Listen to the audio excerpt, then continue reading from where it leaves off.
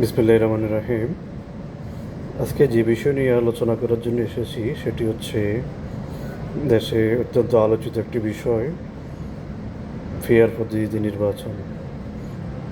যেহেতু সামনে নির্বাচন, সেটিকে সামনে রেখে বাংলাদেশের ছোটোখাটো অনেকগুলি দল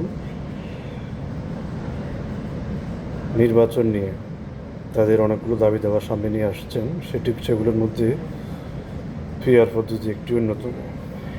এই যে ফেয়ার পদ্ধতি, এটি কী এবং কারা চাচ্ছে? ফেয়ার পদ্ধতিটা হচ্ছে মোট ভোটের আনুপাতিক হারে সংসদে প্রতিনিধিত্ব করা। বাংলাদেশে যে সমস্ত রাজনৈতিক দলগুলো চাচ্ছেন ফেয়ার পদ্ধতিতে নির্বাচন, তারা খুব ভালোভাবে বুঝতে পারছেন আসলে ভোটের মাঠে দ্বারা জনগণের প্রত্যক্ষ ভোটে তারা নির্বাচিত হয়ে সংসদে প্রতিনিধিত্ব করা তাদের পক্ষে আসলে সম্ভব নয়, সেই পরিমাণ ম্যান্ডেট তাদের নেই।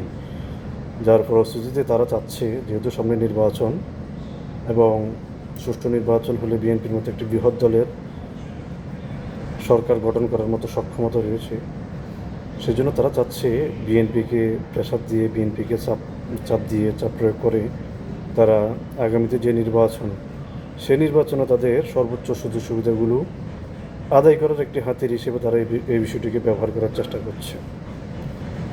বাংলাদেশে এখনও ওরকম উদারপন্থী রাজনৈতিক সংস্কৃতি এখনও গড়ে ওঠে নাই, যেখানে পিআর সিস্টেমের মতো একটি নির্বাচন ব্যবস্থা চালু করার মতো ওইরকম পরিস্থিতি এখনো সৃষ্টি হয়নি।